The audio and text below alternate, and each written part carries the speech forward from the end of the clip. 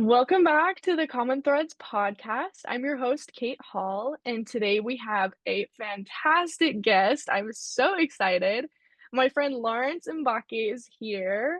Lawrence grew up in Cape Town, South Africa, and moved with his family to Cedar City, Utah about 6 years ago. He currently attends Southern Utah University and is double majoring in theater arts and music education. Hi, Lawrence. Thanks for joining us. Hi, Kate. Thank you so much for having me. I'm so excited. I'm so glad to be here. This is Yeah, awesome. we're so happy to have you. So I kind of just gave a brief intro to you, but do you want to further introduce yourself and hit some points maybe that I missed? Yeah, I can do that. Like you say, my name is Lawrence Mbaki. I I'm from Cape Town, South Africa. I always tell people, sometimes I feel like when people ask me, I was like, should I say Cedar City since I've been living here for like 6 years, or should I say Cape Town? But my heart is always Cape Town. I love Cape Town, South Africa, and I grew up there. And a lot of the experiences I've had in my life, obviously, are stemmed and rooted in Cape Town in South Africa and my cultural background and different things that I've experienced there, different things my family has experienced there. So it's really good. I My mom is actually from the Congo and my dad is from South Africa. So I lived in the Congo the first 10 years of my life until we moved permanently to South Africa. My parents were traveling back and forth between Congo and South Africa. So a lot of my experiences really are um, rooted because of my backgrounds and my cultural background and my identity. And so it's always awesome to be able to like tell people where I come from and the experiences that I've had. Um, but yeah, I'm my last semester at SUU, so I finished my schooling this fall, and next spring I'll be able to Yay! graduate. So I'm really, really excited. It's been very long. Double majoring is definitely very hard and challenging, but I'm glad I was able to do that, and I'm grateful for SUU because it has provided me many opportunities and many, obviously not just education, but my own personality has grown as a person attending SU because of different extracurricular activities and different people that I've met. And so I love music. I love storytelling. I love theater arts and I love dancing. I was on the ballroom team for 5 years at SUU. And this past year, I was the president of the ballroom team, which gave me again other experiences that has built me as a person. And so those little things that I love about college and just has blessed me. I've been able to be in leadership roles and leadership position. Was international student ambassador, global ambassador, involvement captain. I was the president and vice president of the African Union Club. So I've been involved a lot on campus, and that's something that I've always wanted to do, just being involved and being able to give back to the community. My family and I are very hands-on here in Cedar City, just trying to be involved in the community in the best way we can. I love that so much. Shout out to SUU, first of all. We love the Go T-Birds. T-Birds. Yes, yeah. Yeah, that's where Lawrence and I met at SUU. So That's right. it's a great place. Yeah, I feel like you're always all over campus. Everyone knows you. So you're just so involved. I think that's so awesome. Let's start with growing up. You mentioned you grew up in the Congo and South Africa. What was that like growing up there? It was very good. I am so blessed and so grateful for my parents. Not I feel like, I know my parents have given me the best experience and their parenting has been really good for me and my siblings. Um, I grew up in the Congo, well, my first 10 years in the Congo, and it was hard and challenging because Congo is a country that is full of natural resources and its people are just wonderful and really good, kind people, but it's also been um, broken apart through civil war and wars and just lack of good governance.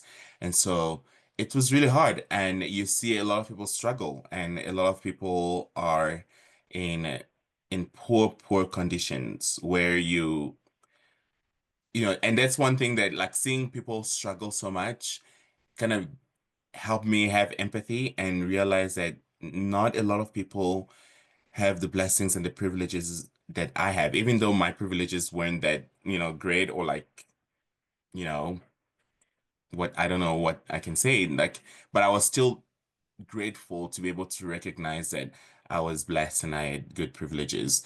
The culture in the Congo is very beautiful. I learned how to cook when I was a kid, and so learning, like watching my aunts and my grandmothers and my mother cook and just enjoy being in the kitchen around them, like that love came from the Congo. Mm. Um, they teach you how to respect others, like and that's a common thing in the whole continent of Africa. Like the proverb that it takes a village to raise a boy, that comes from Africa, and it's just everyone is your mom, everyone's your dad, everyone's your aunt, everyone's your uncle, and so you learn that respect from a very young age. I was brought up in that way. Like you don't just call someone by their first name. You have to call them uncle this or aunt this or mama this or papa that. And so you kind of grew up with that respect. And that was my experiences growing up in Congo. Now, South Africa is very well developed, way better than the Congo. And so growing up in South Africa, that just, and I lived there my whole life. Like that was all my life's experiences, I can say so far, since until I moved to Cedar City was all in South Africa. And Mhm. my education, my high school, my primary school, like all of that came from South Africa. I was able to develop many skills, including my linguistic skills. I speak 6 languages, and that all came because of the education I got from South Africa. I had really good teachers, really good friends. But again, South Africa is also the place where I also had a lot of hardships, as you can imagine, because I lived there my whole life before I moved here. And so things like bullying was a big thing in my life, and some of those things still affect me to this day. Um, I remember growing up and being in 5th grade in primary school, and people calling me ugly or people making fun of my big lips. Like I have big lips, and oh, Lawrence, you're so Mm. ugly. You have big lips, and making fun of my face and my like skin color and things like that. And people calling me, oh, you have dark skin and all that. And that's something that really happened. Like it started in 5th grade. I remember that being in 6th grade.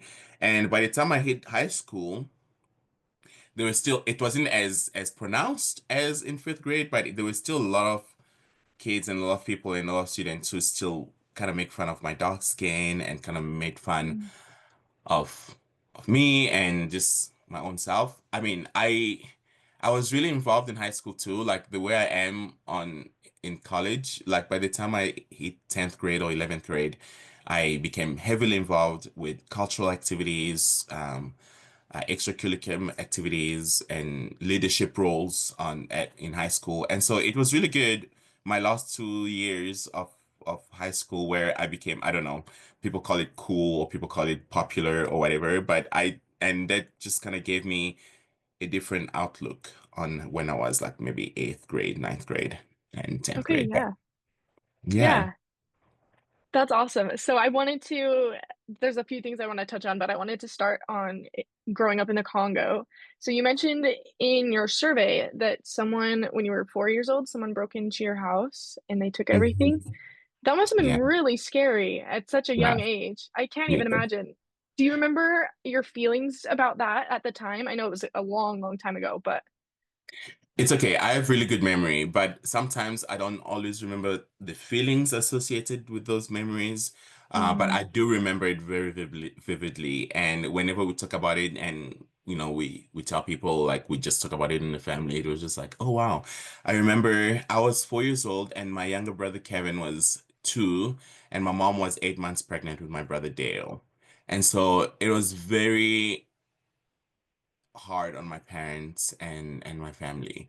What had mhm. happened is my dad was called as a bishop in the LDS church, in my church, the church that I belong to, the Church of Jesus Christ of Latter-day Saints, and it was called as a bishop. And then a lot of people in the area in the neighborhood really didn't understand our religion or the beliefs, and so they thought that my dad had all the tithing money or like the tithes with us at home. Oh, And wow.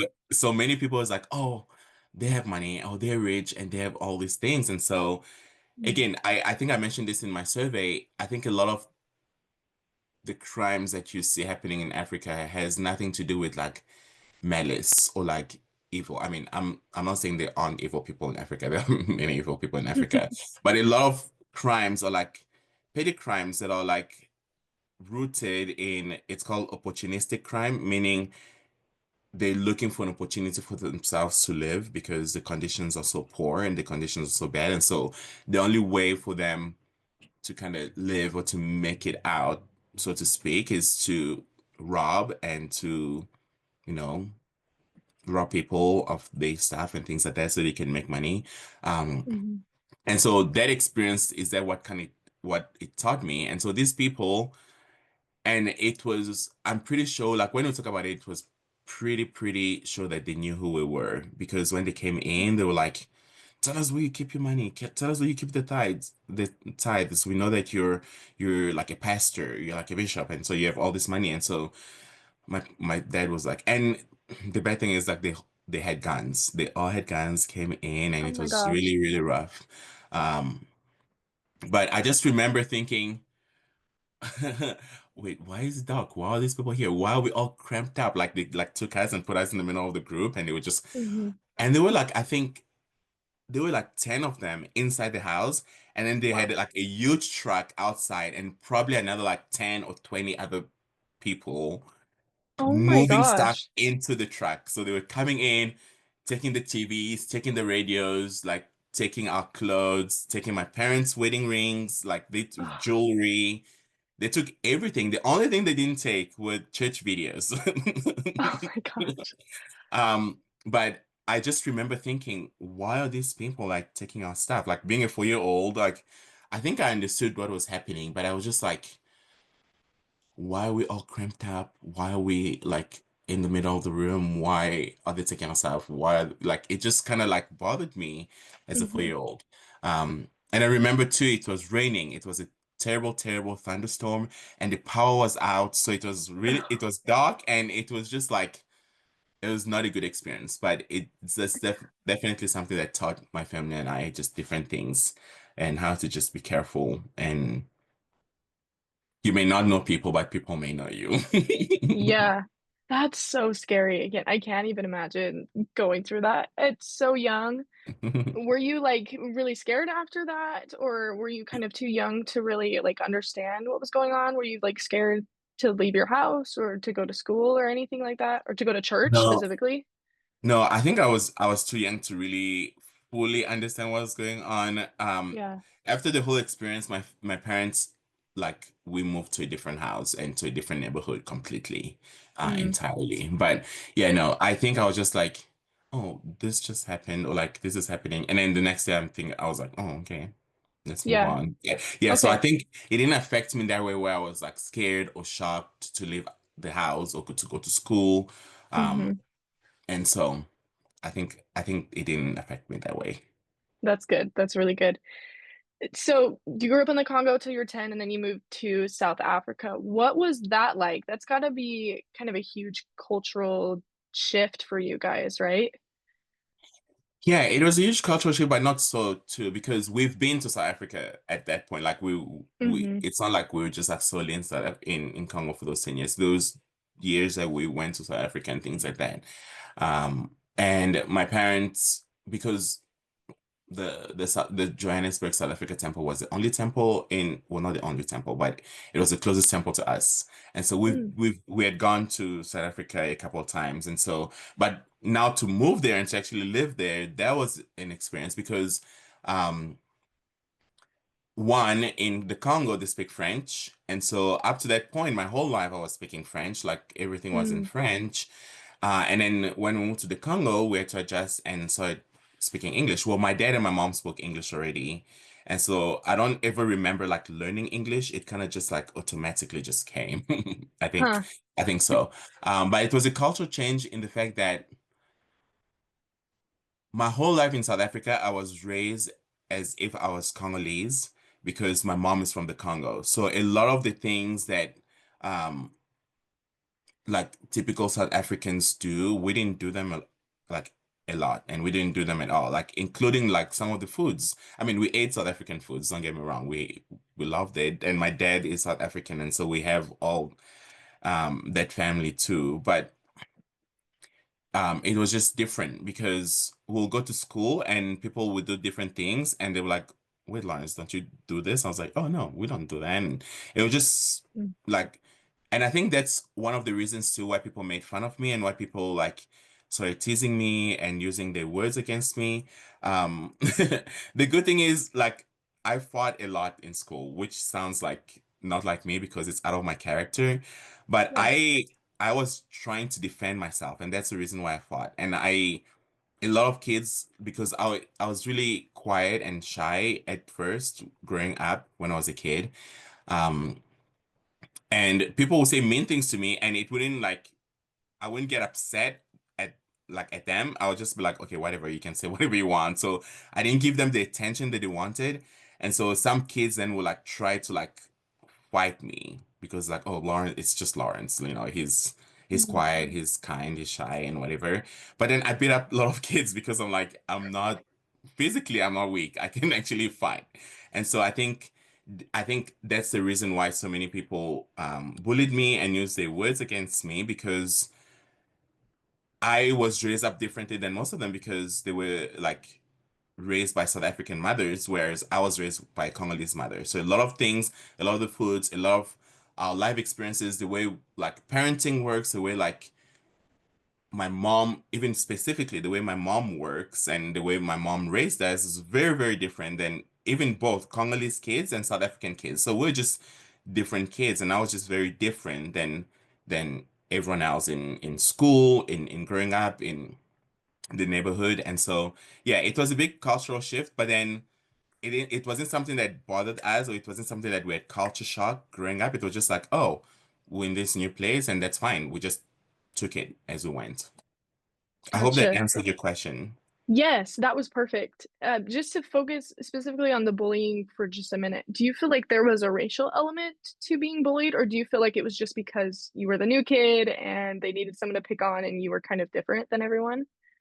Yeah, I think it was just the aspect of being a new kid. I think at that Okay. point, I mean, we had whites in school from fifth grade in Hillcrest Primary School. We had some white kids and we had black kids and we had Indian Hmm. kids. And so I think at that point, like people weren't racist to me. I like the first time I experienced racism in South Africa, I was way in high school and Okay. I was probably like 16 or 17. How old was I when? Yeah, I think I was probably 16 when I experienced racism. But what Okay. I think starting then with like the bullying in a young age, I think it was just because I was a new kid in town and they needed someone to pick on, someone to put their attention on. And so Yeah. I was just the victim, I guess. Yeah. Oh, that's so hard. That's such a hard time of life to move somewhere and then to not have any friends and then to be picked on.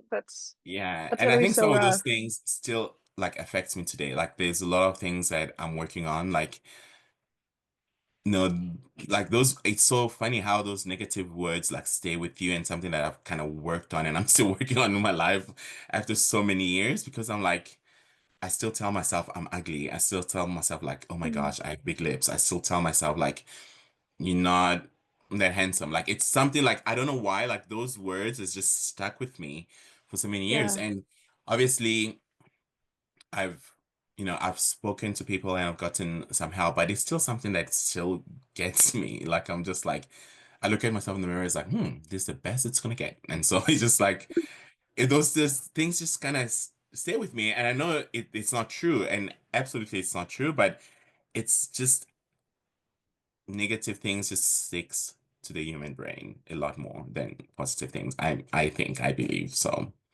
Yeah, no, I would definitely agree. I was bullied when I was little too, and I still remember like exact phrases that she would say to me. And it's crazy because I was like in third grade or whatever. Such a long time ago, probably around the same age as you.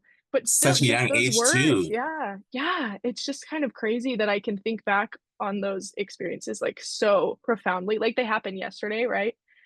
It's Hmm. just kind of crazy, but So you mentioned you went to school with a lot of different backgrounds, and South Africa is a very diverse place, from what I understand. Did that Mhm. change how you saw the world at that time, kind of learning about different cultures and different backgrounds that people came from? Are you talking like when I was in primary school or high school or Either, just in either general? or. Just yeah, just experiencing different people's beliefs, maybe religious beliefs or just culturals. That's something that I actually love about South Africa. Like, I don't get me wrong, I love South Africa. It's a beautiful country, it's beautiful people, beautiful deep culture, but the diversity of South Africa is just what makes me fall in love with South Africa even more and more. Like, you start first grade and you're expected to take like three languages. English is it's compulsory, so everyone has to take English arts Hmm. and like vocabulary and all that that English encompasses. But you also have to take two other additional languages. So like from first grade to seventh grade. And so you're learning like a different language that is not part of you. Like in when we lived in Johannesburg, a lot of people spoke Zulu. And so that was the predominant language besides English. And but then you have to take Afrikaans, which is Dutch, is the African Dutch, if you will. But so you had to take that. So you're learning a different language that was definitely not part of your bringing up or something that you weren't brought up with. And so from first grade all the way to seventh grade, you're taking three languages. And so by the time you finished primary school, you're like, wow, I've just learned this language for the past 6 years or so. And now I appreciate this language. And then you start high school and it's the same requirement. You take English and you have to take one other additional language. And some people take two additional languages. And so by this time we're living in Cape Town. And so it was Xhosa and Afrikaans with a predominant language, and so I took Afrikaans, and so it just kind of blend in. You kind of appreciate like a lot of different backgrounds and these different languages. But besides the language part, because we're so diverse in a lot of the government buildings, like administrative buildings, like the high courts, the police, the like any government building has more than one languages. They try to be inclusive of everyone who's gonna be part of South Africa. So in each province has a predominant language besides English. And so they'll always have the English part, and then they have the province language and Afrikaans or like the other language. So it's very, very inclusive with people coming to like government places, government officials, so that even like government events, so that they'll know like, oh, we can cater to people of different backgrounds, different languages. And so that's something that always just fascinated me about South Africa, like the different languages aspect of inclusivity, just including everyone. And now talking about religion, in high school, we had so many religions and we had so many cultures, we had so many culture races. And so what we used to do is we used to have every Thursday, we used to have cultural assemblies where people from different culture will showcase their culture. And so that's just something that I was just like, oh, that is so cool. That is so cool. Um, and then one of our public holidays in South Africa is called Heritage Day is September 24th. So every 24th, people will come to school wearing their cultural gear. Like you wear just like your tribal clothes or your cultural clothes, and you just see different cultures throughout like school. And this kind of like made me so happy. It's like, oh, this girl is wearing this boy is wearing that, I'm wearing this, and I'm wearing that. And so it just kind of opened my mind to just being in love with other cultures and be accepting of them and respecting them. And it was definitely something that was different than mine. I actually remember there was a girl, she was mixed race. Her mom was black and her dad was white. And I think her dad had ancestors that came from Netherlands or something or Britain. And then her mom was Sotho, which is one of the tribes in South Africa. And it was so amazing to see her come to school. Like the first half of the day, she'll wear her father's cultural clothes, like very like British, very like European clothing and Uh-huh. things like that. And then after recess, she'll change and then she'll wear her mom's like cultural background, and she'll wear like the head wrap and the dresses, and I was just like, that is so cool that she's able to like distinguish that yes, I come from parentage that are very different in culture and in races, and but I'm still gonna honor them. I to this day I remember that I was like, Renata, you just like wherever you are, Renata, I just love that you did that because that taught me from a very young age, like, wow, that is pretty cool that you're able to recognize different cultures. And so we did that in growing up, and then it wasn't just something that they did in high school, like throughout the country when Heritage Day comes, like people go to work dressed up in their like cultural clothes. People like you go to the store, you see people dressed up like in their cultural clothes. So people are really proud of their heritage and people are really proud of sharing that heritage. And people are also really proud of like listening and like being like, oh, that's that culture and being able to be like at least respectful and understanding that we're all different. When it came to religion, like at the beginning of the school year or at the end of the school year, or anytime we had like a religious assembly, we had all the religions that were involved in high school share from their sacred books. So we had Wow. Christians share from the Bible.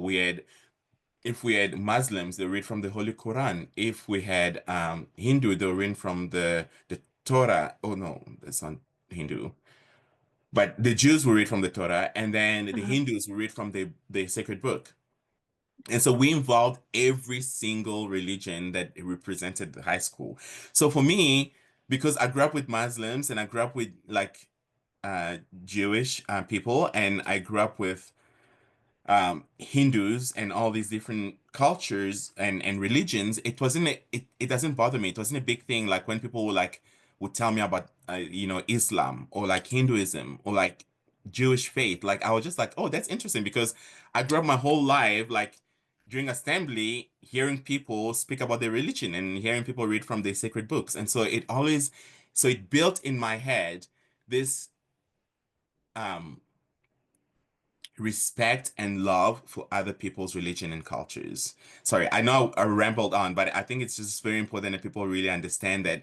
And when I moved to Cedar City and in the United States, I was like, yeah, it's totally fine if someone is definitely not a member of the Church of Jesus Christ of Latter-day Saints, because I grew up in areas where the LDS church and faith was not the dominant religion, and so I grew up with other people and I was totally fine with it. I was totally in love with it. I'm like, let people be people, you know? If that's what their religion is, like let them be. And so I think that has really built me and my family kind of like accepting other people, whether through religion, through cultural background, through different things that they wanted to do. And so let them be. Sorry, I know that was kind of a long answer, but it's just very important to recognize that that's what we did in South Africa, and that's going to help me with accepting diversity and cultural backgrounds, religious backgrounds of other people. No, I love that. You didn't ramble. I thought that was perfect. That's so beautiful. I wish we did more of that in the States. I love that you learned like six different languages growing up. That's so crazy. Most people in the States, I feel like only know one, maybe two, especially if you're Mormon, you probably know two languages, but that's so impressive, you know, six. And then I love that celebrating of different cultures and accepting that we are better because we are different. I think that is so cool. I love that you got to experience that. Have you felt that diminish at all since you've moved to the States? To me personally, I have not felt that diminished because I still do, because I'm an international student, I have a lot of friends who are from like either international countries or other countries. And so I've made friends with people who are Muslims here in um in Cedar, and people who are just different religious backgrounds. One thing I've seen diminish, I've just seen people being accepting of others. That's something that has really diminished a lot since I've come to the Hmm. United States.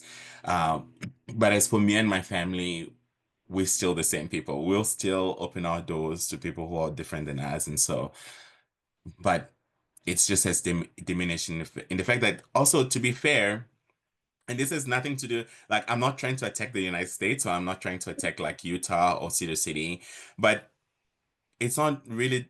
they're diverse, to be honest. Yeah. Whereas in South Africa it's very diverse, and so you're open to that more. Whereas in Cedar City, and Utah, especially if you come from small towns, people are really like small-minded, or like they don't see anything else besides like their small town or like the states and things like that. So I've seen that aspect diminish where people are a lot more accepting of other people, but for the most part, it's been good. Because I Mhm. feel like if I'm educated that way, I can then treat people that way. And then Right. people will eventually change if they want to change. And if they don't want to change and they don't want to change, it's just up to them. So Yeah. So something I noticed about you when I first met you is you were super close to God. So I want to dive into that a little bit. When do you feel like this spiritual journey began for you? Was it when you moved to South Africa and you saw all these different religions coming together, or was it a little bit earlier? Yeah, when did that journey begin for you? thank you for the question. That's a beautiful question. So I'm a third generation, oh sorry, second generation member of the church. So my parents joined the church when they were both YSA, or young single adults, we would call them, like from ages 18 to like 35 in the church. We call them young single adults, or young adults. Um, and so they joined the church, and when they did, and then a lot of people on my dad's side of the family joined the church, and some people on my mom's side of the family joined the church, including my grandmother, and just different things like that. And so God has always been part of my life growing up. I remember my mom teaching me how to pray when I was a kid, like just blessing my food, just simple prayer, you know, dear Heavenly Father, please bless this food, bless those who don't have food, and things like that. And, um, but I remember very specifically I was 6 years old when I had like a memorable spiritual experience with Heavenly Father. And that's something that has always stuck with me. And that's something that has always like kept me grounded as I've like built on my testimony, or like my relationship with Heavenly Father. Because I'm like, and I know people would be like, oh, well, you were 6 years old, you were confusing that with like whatever feeling you were having, or like, you know, people can say that, but I can never deny it. And I just know for myself that it was an experience that I had with God, because it was the Holy Spirit working with me. And it's not like I always have those experiences as a child. It was just like very distinct, very clear. And I was just like, wow. I just felt like it was all true. So, and and I know people, can criticize as they want, but I really don't care. But I remember just being 6 years old, sitting in primary. Primary is a children organization in the Church of Jesus Christ of Latter-day Saints, where kids from 18 months to 11 get instructed. It's an organization for the children. And so I remember sitting in primary, being 6 years old, and we're singing children's songs, like just children song, and it was just music time or singing time in primary. And I remember just like feeling the spirit so much. My heart was filled with just so much joy and so much peace. And it was clear to me, it just came to my mind and to my heart that this was true. Like what I was singing about was true. And from then, it just kind of built my testimony. I was baptized when I was 8, and I kind of built my testimony from then. So when I turned 11 and 12 and I moved on with my life, I started building a lot of my testimony because of that one experience that I had when I was 6. So yes, God, I strive to be a follower of Jesus Christ and a follower of God, whereas I try to build those relationship with God and Jesus Christ. I think that's so powerful. And you said people can dismiss it and say, "Oh, were you only 6?" But I think like that was such a powerful experience for you. Who cares if it was God or it wasn't God? Like an experience for you personally that drew you closer to God, and it's something that has brought light to your life. So, like, who cares, right? Like, it's something that brings you happiness, and if you found that journey to God through that experience, and that's the way you wanna live your life, and you feel happy in that decision, I think that's so powerful and beautiful, and I love that it started at such a young age, and you were kind of able to build that testimony of Christ off of that experience and kind of frame your life around that. I think that's very powerful. Yeah, I think that's so Yeah. cool. Thank you. I think that it's also taught me like people's experiences will be different than mine. And like you say, like people can dismiss it, but if it's something that happened to me, why would like why would I dismiss someone else's experience? You know what I mean? And Yeah, I know like yeah. not a lot of people have had positive experience in the church, and I don't ever dismiss it. Like it has taught me a couple of years ago at SU, I was asked to share a TED Talk, and my TED Talk was on perspectives. And I really try. And every time I go through an experience, I always ask myself, what about someone else's perspective? Like, what was their experience like? And so I don't try to dismiss someone's experiences. I mean, even if it's very different than mine, I try to like, I always say, oh, I'm either sorry or I'm glad you went through that experience. And that's an experience that you have experienced, and I can never dismiss it because we all go through different experiences. Um, I remember in high school, one of my favorite novels that we ever studied in English literature was To Kill a Mockingbird. And Atticus Finch says that, and I'm paraphrasing, excuse me, but he says, you have to walk a mile in someone else's shoes to really experience or to really understand them and understand what they're going through. And I think that's something that has always stuck with me too. Like from 10th grade, I think we read it in 10th grade. I can't exactly remember. But I was just like, we don't really walk into people's experiences than our own. So when someone shares their experiences, whether it's like, because I know a lot of people have negative experiences with the church, and I know a lot of people have negative experiences dealing with Black people or like African people or South African people. And I know that and I totally accept that. But I'm not gonna diminish someone's experiences just because it's attacking something that I believe and something that like attacks my identity. Because that's the experience that they've gone through and that's the experiences that they have. And I can't really dismiss it. And I think that's what it helps me understand people, and it helps me also to just like make room for everyone on my table. And that's something I'm really excited about too. Like I love making room for people on my table because I know that the experiences that they've had has built them and built their character of who they are. And so I'm so glad that you say that. Like even if people like criticize or people like judge me for saying, oh, you were 6 years old and you cannot possibly have this experience. But like, that is the experience that I went through. That is something that I know that I went through. And so I know people go through different experiences. I'm also not going to dismiss them for their experiences. I think that's such a beautiful perspective to realize that everyone has their own experiences and that they can all be separate from, the organization or the culture or the group Mhm. as a whole, right? Just because one person has a bad experience or one person has a really good experience, that doesn't mean that like the whole is bad or the whole is good or whatever. And so I think that's so valuable to just recognize that each individual person will have their own experiences and we can accept those and we can support people who feel negative feelings and support them and sorry blah, blah. It's okay. Validate. I was looking for that word, validate their experiences. But yeah, I think that's such a cool perspective and I appreciate you sharing that with us.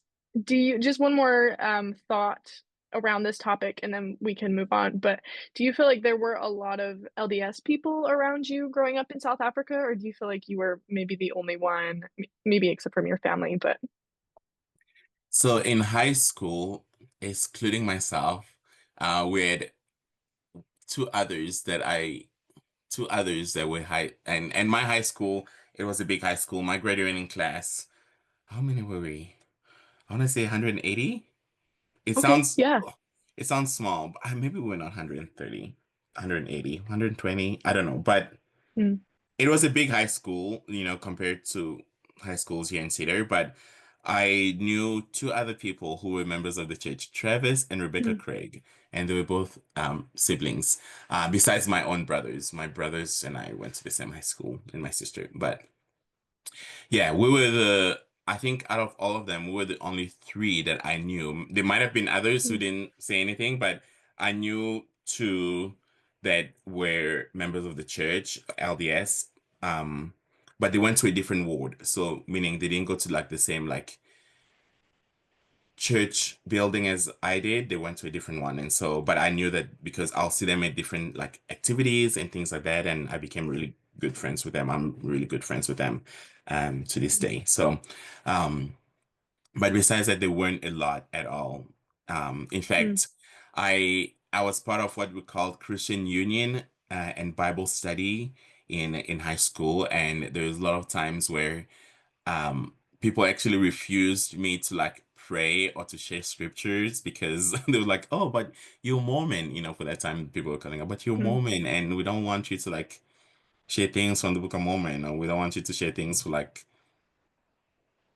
it's just like, which is really funny to me because there's so many times I like there were some times where it wasn't like as a whole group Christian Union, it was just in one-on-one or two-on-two. Like I'll share a scripture from the Bible and they were like, "Oh, Lawrence, that's such a powerful verse. Like that's such a beautiful verse." Like, but then when like the leader of Bible study or the leader of prayer group came to me and asked me to pray or to share scripture, and then I was like, yeah, I'm so willing and so able to. And then she'll come back like either the next day or like she'll send me a message like, oh, actually, someone told me that you're a Mormon and I really just don't think that you can share something or like even say a prayer. I'm like, but you've heard me pray, you've heard me share this with different things. But I yeah. think at that point, I already knew like members of the church, we kind of got persecuted and things like that. So it didn't bother me very much. I was just like, okay, it's totally fine. I didn't take offense. And I'm also grateful that I'm the type of person who I don't take offense. Like you can say whatever I think the only time I'll take offense or like get really angry is if you insult my mom or my sister. But Mm, besides that, you can say anything you want about me, my religion, my faith, my race, my culture. I really don't care. I will just look at you and be like, cool, man. But if you insult my mom and you insult my sister and you really mean it with anger and malice, that's when I'll get angry and be offended. But besides that, I was mhm, like, oh, she didn't want me to say a prayer and she didn't want me to share. And I was planning on sharing a verse from the Bible. I wasn't planning to share a verse from the Book of Mormon at that point. And so I was just like, it's fine, no worries. But you're right. mm, To answer your questions, we weren't many members of the church. There were only three. mhm. Well, going back to your mom and sister, they are the most amazing people, so I can understand why you would be very protective of them. Yeah, I love them so much. They're so cool. Okay, so shifting to kind of a different topic, and Yes. then we can kind of move back. I've got a couple other religious questions, but I did want to ask you, were there, sorry, what were the political dynamics going on in South Africa? Do you remember anything like growing up? And I know you were kind of young, but do you remember anything specifically? Yeah, no, I was young only in the Congo. So and sometimes I like ask my parents like about the political things happening in Congo because I really can't remember a lot of Yeah. things. But as soon as we moved to South Africa, like I said, I've lived my whole life in South Africa up until 6 years ago. And so Mhm. I knew a lot that was going on in South Africa. And so so there's the one ruling party. So we have many parties. Like when you vote for the elections, or like whether it's like um the general elections, or whether it's just like different constituents, when you vote, there's like a list of parties. So I remember going to vote, I'm just like, and I knew what party I was gonna vote for, but you look at the ballots and you're just like, wow. And the list goes on. We just have so many parties in South Africa. And so you vote according to your parties that you want to, obviously. But the ruling party is called the ANC, the African National Congress, and the opposing party, the main one, is DA, Democratic Alliance, and then we had things like ID, which was like independence something, and then we have like what was the other one that was really prevalent? EFF, Economic Freedom Fighters, um, and then there was just different ones too. Like I just can't remember. Mhm. I just remember the main ones. Um, and so to kind of give you a background, a little bit real quick. So there was a racial regime called apartheid that happened in South Africa, and it started in like in the 40s, 1948 to be specific, 1948 all the way to like 1990 when Nelson Mandela was released from prison. So Nelson Mandela was fighting against racial injustice and like racial segregation and just racial injustice. He wanted us to all be together like we are right now, or mostly right now. But it was really bad. Like there was division. There were like racial injustice. People were killed. Like the police were using force, and it was a white dominant regime where people who weren't white really suffered a lot of racial injustices. And so that was it. But the ANC was the party that was like the activist party that was fighting them. So the African National Congress. And so when apartheid was over and Nelson Mandela was the first elected president, like democratically elected president, he was part of the ANC. And so the ANC has been in rule from 1994 all the way to this day because a lot of people were just like, we'll just vote for ANC because they took away apartheid. And a lot of people are very like misdirected and miseducated because they feel like if they vote for anything, then the ANC, that apartheid will come back. And that like they're voting against their own like people, so to speak.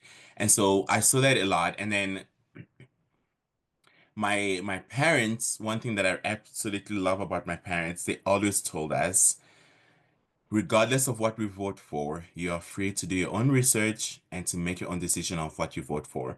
Like I remember, and I don't know, some of my South African friends like would really be upset with me about this or whatever, but I don't care. I remember this like really being like, because my dad did some volunteer work for the ANC, like the ruling party, but he also did volunteer work for the DA and like the opposing party. So my dad was really involved and he helped kind of like with both parties. He kind of wanted to teach us, and I think it was a very good example that he set for us. He wanted to teach us that it doesn't matter if you believe in something that the party is doing, help them. And if you believe that the party is doing this now, help them. So my dad wasn't always like, I will vote for ANC for the rest of my life until the day I die, or I'll Mm-hmm. vote for the DA until the day I die, or vice versa. He always went to the candidates and the party that he felt best aligned with his own beliefs and with his own principles. And if they did anything that kind of made him question that, he'll go to the next party that had the same beliefs. And so I think that's one thing that kind of helped me see also like I know we've spoken a lot about perspectives, but it kind of gave me a different perspective too because we didn't just have two parties. We had like more than 40 parties where you can research and follow them and kind of see the good they're doing, the bad they're doing, things that they're doing. I mean, don't get me wrong, a lot of parties are corrupt. Like there is, but then there's a lot of parties too that you kind of feel like you can align yourself with as well. So I remember like the general elections will come, or like the different constituents elections will come, and I'll go register to vote. And my dad like my parents never told us like make sure you vote for ANC, make sure you vote for the DA, like especially since we becoming like you become 18 and you have the right to vote. And I was just like, I'll vote for the party that is good for me. And I remember the time my dad had done some work with the ANC, but I was like, well, I really like the DA right now, and I really want the DA to win. And so I was like, I'm gonna go vote for the DA. So I voted for the DA. I was like, that's fine. I don't care if my dad voted for, I don't care what my dad does. Yeah.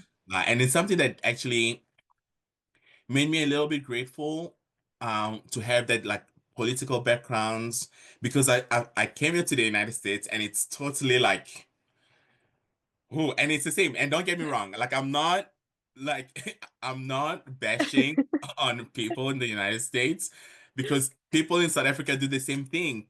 People in South Africa, like regardless, that they'll be like, I'm gonna vote for the ANC until the day I die. I'm not gonna move, I'm not gonna say it. Even if I know that ANC are doing some bad things, even though I know the ANC is so corrupt, like where the president like who was in the ANC and his name is Jacob Zuma, and he was just ugh, very corrupt, like Mm. using tax money to build a whole plaza village for himself. Like he was just Wow.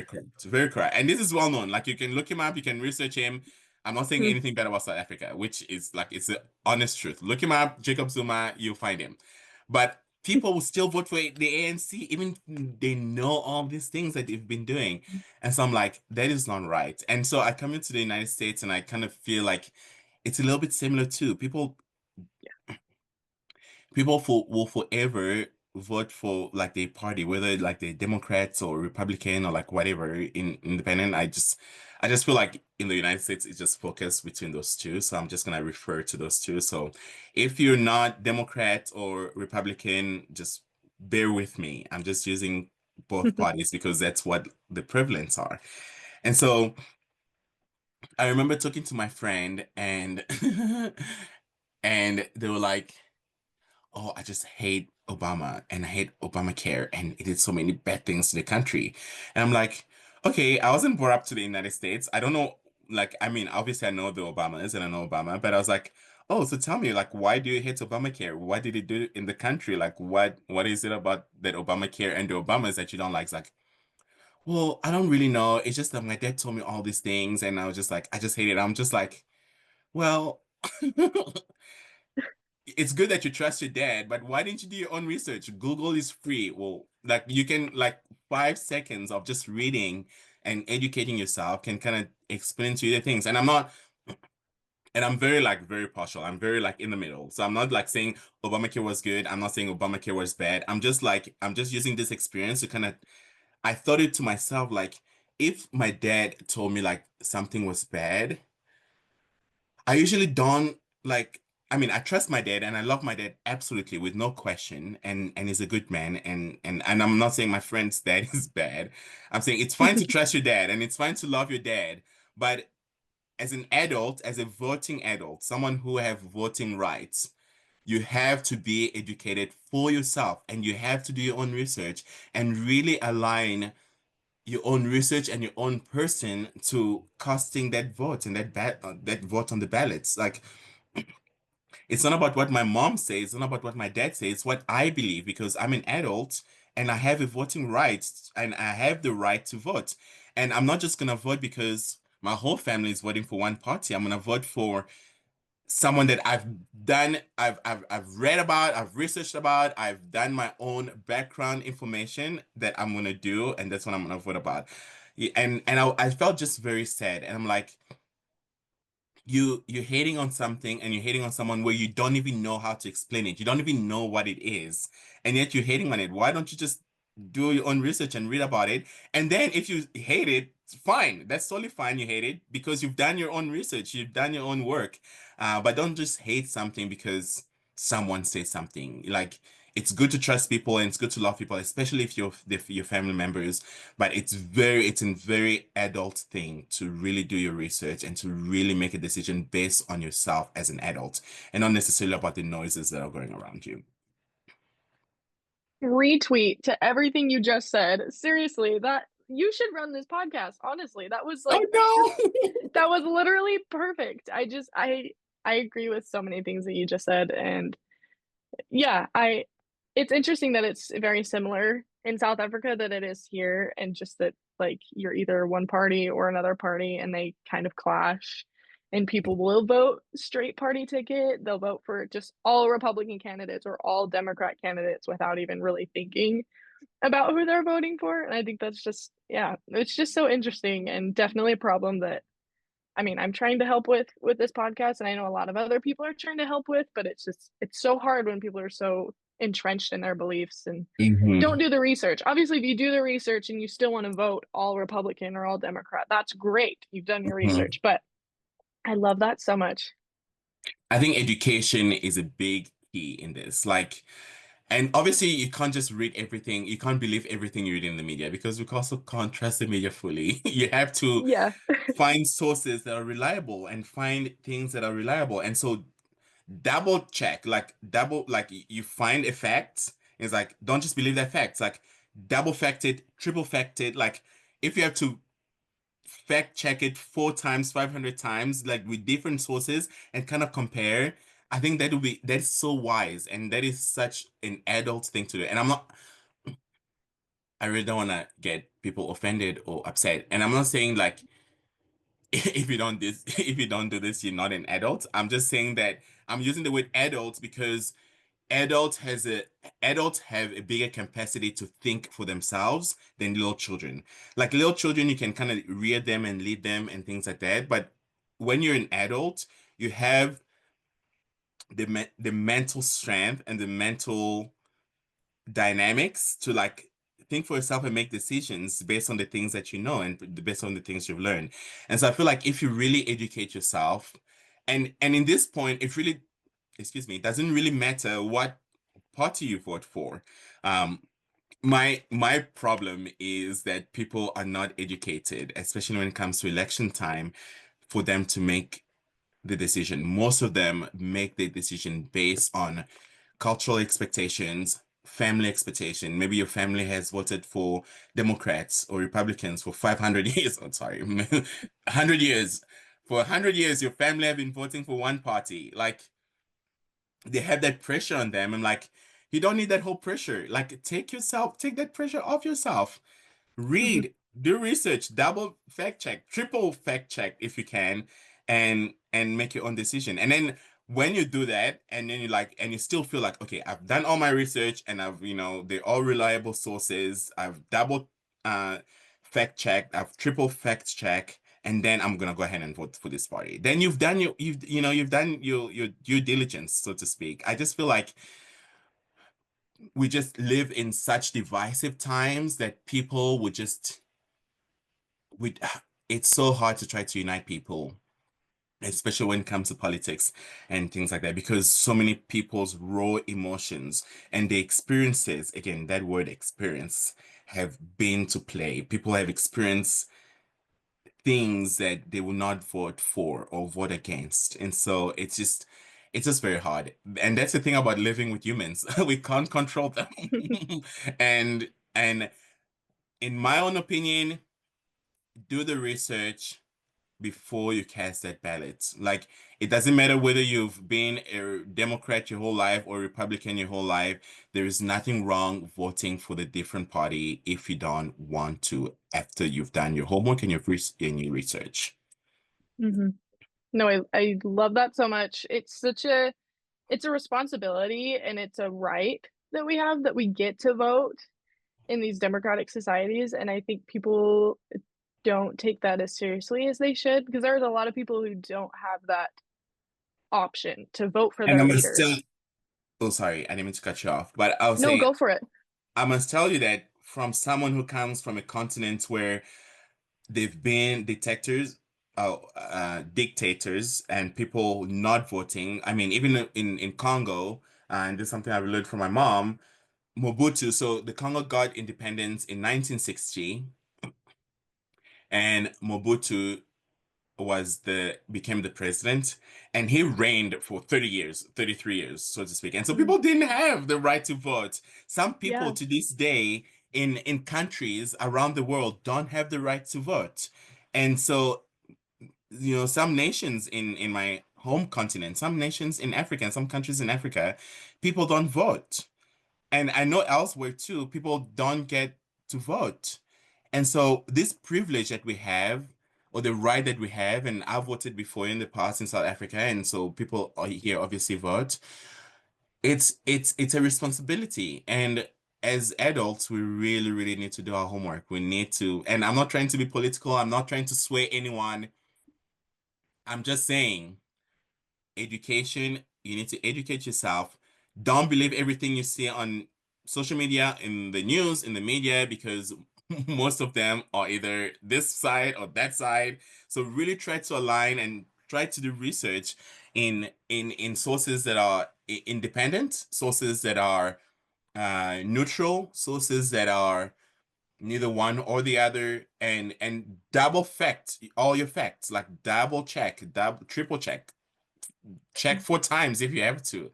But I think don't leave it to the on the election day. Don't just leave it in the election day. You've already registered and you get up and you go to the voting polls and you just cross. No, like you have to do research. Like, for example, now, like President Trump is in power, and so until the next election, we should be doing our homework right now. Like we should be doing our homework. We should be following up what's happening in the country. We should be like doing our research now so that when the next general elections come, or even not just general elections, all your constituents, like whether it's governor or house representatives or senators, like anytime you have to vote, you can't wait for the election day to vote. You have to be doing your research prior to election day, so when election day come, you know what you're gonna do. So that's just what I want to Yeah. say. Yes, no, that was perfect. Yes, I agree with everything you just said. I had a college professor one time tell us that he encouraged all of his students to obviously do their research on every single candidate.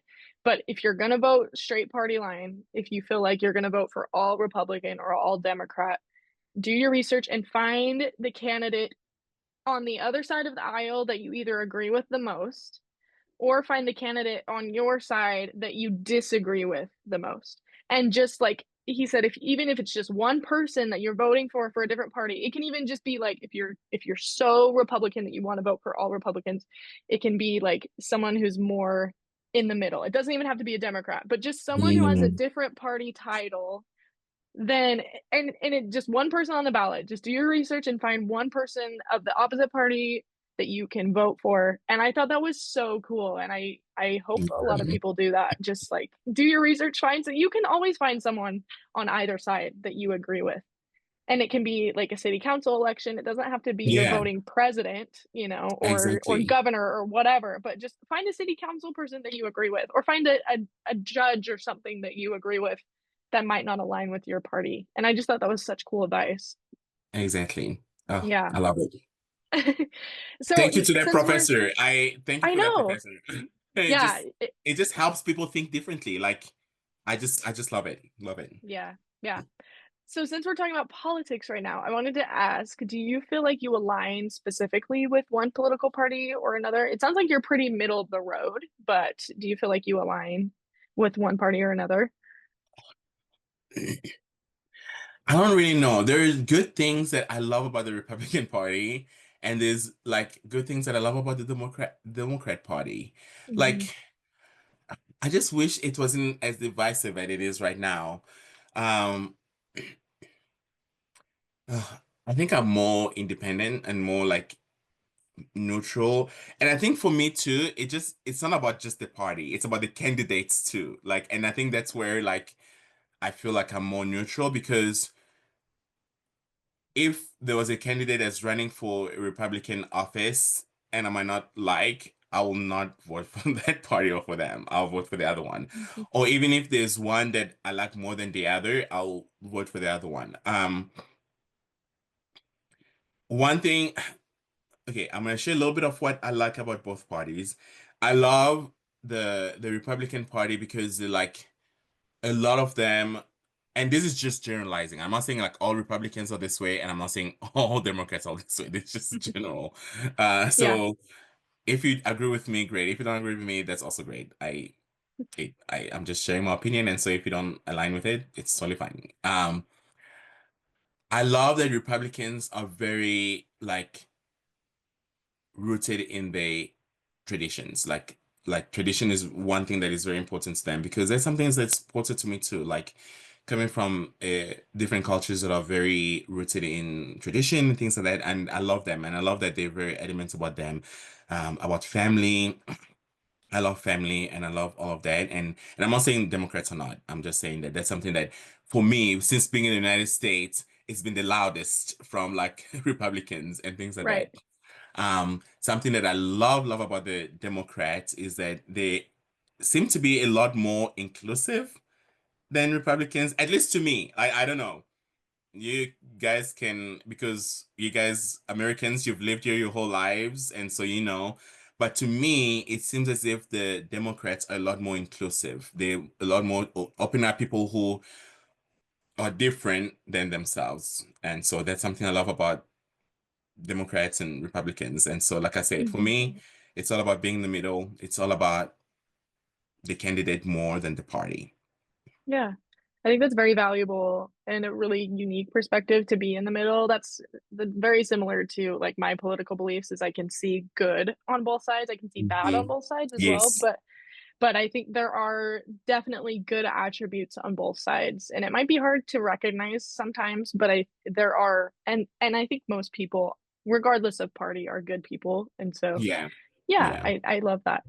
Because of this specific political identity and all the lived experiences that we've talked about today, what are some things that you are most passionate about? I'm passionate about people. I love people so much. And that's why I feel like my political background and my cultural background has helped me to just be with people and my religious backgrounds. I love people. And if people are being treated fair and being treated equally, that's all I care about. And for me, it really doesn't matter who you are, whether you're from the United States or not, whether you're from different races, different um, genders, different sexuality, different, like, I just love people and I'm most passionate about people. Like, if we treat each other with just so much respect and kindness and just try to just, and I know it's easier said than done, obviously. And I'm saying this because, being kind and being loving and my altruistic qualities are something that I hold close to my heart, and they're my biggest strengths. And I can just say this, and I know it's not the same for other people, and I know it's very difficult for other people, and that's totally okay. If you're not able to love people and treat them with kindness, and that's something that is not your strength, at least respect them and respect the experiences. And I think that's what I'm most passionate about. If people are treated equally and with fairness because we're all the same, that's all that matters to me. I love that. That's so beautiful. Shifting into just some final thoughts from you, what do you hope that people take away from this interview?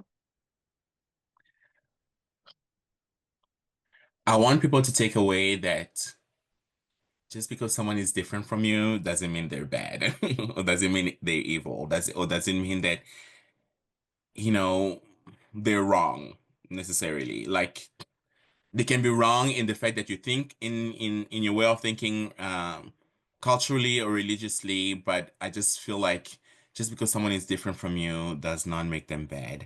In fact, most of the time, if you get to know the people who are different than you, I promise you, you'll get to love them. They're just something that I love. And I'm not saying like I'm a perfect person. Please don't get it wrong. I still have a lot of stereotypes in my head that I have in my life that I have to work against, and then I have to work trying to like diminish all these stereotypes. I My sophomore year, I took a class from Dr. Kramer in at SUU, and it was titled School, Society, and Diversity. And we spoke about biases and we spoke about stereotypes.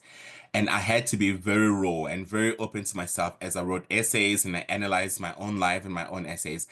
I honestly think everyone in college should take that class. And I was trying to get Dr. Kramer to make it compulsory for everyone, but I don't know where that ended up being.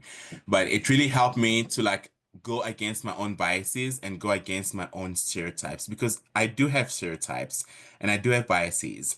Um, but I've really learned and I've really come to know that if I take time to like understand people and try to know them, I love them. Like you really get to a point who's like, oh, maybe I was wrong about your group of people.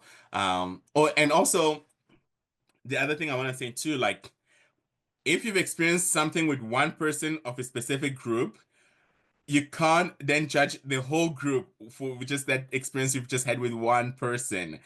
People are not the same, regardless of whatever identity they find themselves or whatever group they identify with. Like I used to have so much stereotypes against athletes.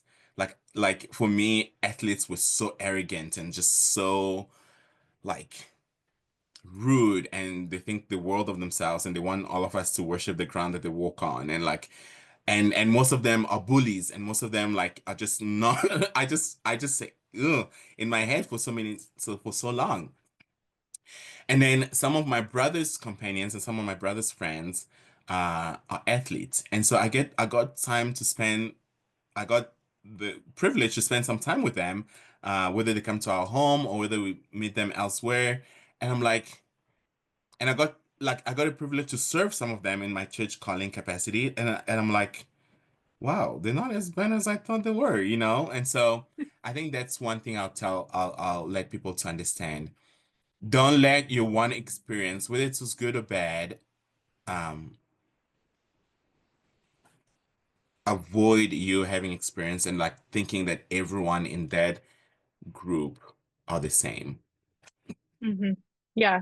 It's this idea that like if you the more you get to know someone, the harder it is to hate someone, right? Mm. And so just getting to know them, getting to know their identity, and yeah, like you said, not hating a group because one person happens to be not great in that group. Just because of that label doesn't mean that the entire label is bad. It just might be that one Yeah, person is just yeah. not a great person. But yeah, what do you wish that people better understood about you and others who see the world similarly to you?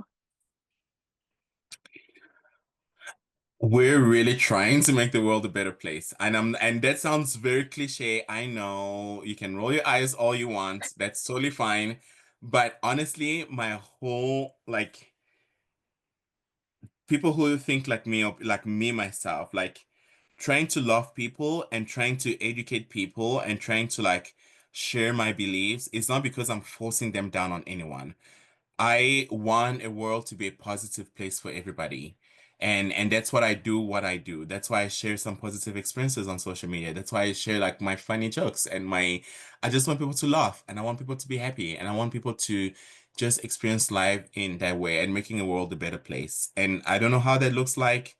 Um, because of my because of my religious backgrounds, I know that the answer is always with Jesus Christ, and you don't have to be Christian to believe me or anything, but I truly know and believe that Jesus Christ is the only person who can make the world a better place. And so we're his disciples. I'm his disciple, and I'm just trying to do that and help him accomplish that. And so if you have time, look up my TED Talk. Sorry, Ken, I'm not trying to No, like I please don't plug know, it. like I'm Yeah, not because trying to it's plug myself or incredible. anything like that, but like I just people just I feel like the more educated you are, the better you are at making decisions. And that's why I'm always sharing things about Africa because people have misconsumption about Africa. Like people don't really know about Africa and things like that. And so that's why I'm always trying to share. That's why I'm always trying to share positive things because the better you are educated, and it doesn't have to be a formal education. You don't have to have a college degree. You don't have to go to school, but you just have to know what's going on and you need to know actual facts and you're better at making decisions. So just know people to better understand me is that I just love people. I just want people to be happy and I want to help make the world a better place. And people who think similar like me are doing just that. I love that so much. I think that's such a good goal to have to make the world a better place. And I'm going to link your TED Talk in the show notes for this episode so people can go watch it because I think it's so powerful. I've watched it a few times and I just love it. You did such a good job. And yeah, I think everyone should watch it. It's a really powerful message. Thank you Um, so much, my friend. You're so kind to me. Thank you. yeah. So any parting thoughts before we wrap up? Thank you. I first of all want to say thank you, Kate. This has honestly been such a privilege and such an honor. I want everyone to go follow Kate, listen to her podcast. I listened to some of your podcasts in the past, and I went literally yesterday. As soon as you shared me the link, I went and I started liking so many, and I was just like, this lady is doing something so good and just trying to educate people and trying to, and that's what I love about your podcast too, Kate, is that you have people of different backgrounds, people who have different experiences. You have people um, in the LGBTQ, you know, identity. You have people who have had, sexual assault and just things like that. And it teaches you how to think differently. It teaches you to like, that person went through that. Maybe I should like be kinder to someone who I know who's like lesbian, gay, or bisexual, or like I don't know, transgender. I don't know. Like, oh, someone was a victim of sexual assault. Maybe I need to be kinder to like people that I know who've been through that. People who maybe for me, for example, like I listen to podcasts of people who are white and who've experienced different things. Like, maybe I need to be a little kinder. So, thank you for allowing me to be part of this platform. You should never stop even if you feel like you don't have enough views, even if you feel like you're not making an impact, never stop because if it's one person that has changed the way they're thinking because of your podcast, that's a win. So, my friend Kate Hall, don't ever stop. You're doing something great. This is such a big honor for me and such a big privilege for me to be on your podcast. If there's any parting words that I'll say besides thanking you and being grateful to you, is that we are all human and we all experience different things. Really try, like Atticus Finch said in To Kill a Mockingbird. And if you've not read To Kill a Mockingbird, please go read it. It's such an American classic. It's a beautiful story. But you have to walk a mile in someone else's shoes to really understand them. And if you can't walk a mile in their shoes, try to listen to them and at least force yourself to understand this perspective and where they come from.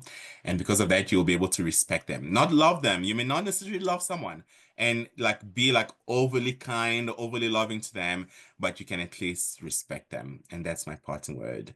Thank you so much, Kate. You've been such an excellent host. This is beautiful. Thank you, Lawrence. You've been an incredible guest, and I appreciate you for being vulnerable with us and sharing your story. Thank you so much.